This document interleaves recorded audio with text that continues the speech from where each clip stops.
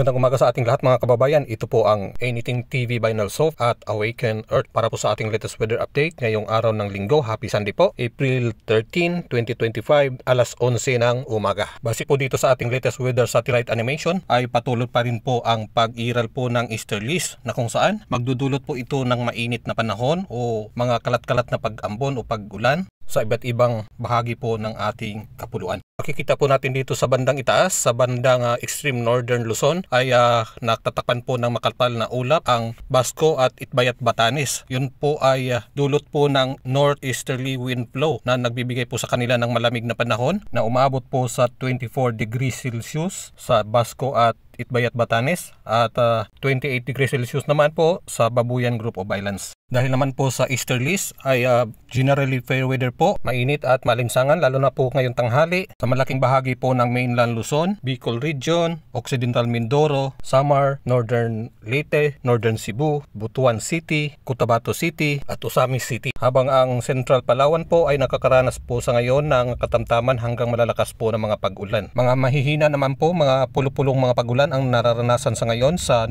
Southern Negros, Southern Cebu, Bohol, Southern Leyte, Caraga Region at Davao Oriental, Davao de Oro at Davao del Norte. Ngayong tanghali, posible na po ito makarating sa Davao City, Bukidnon at iba't ibang bahagi pa po ng ating lugar sa Mindanao.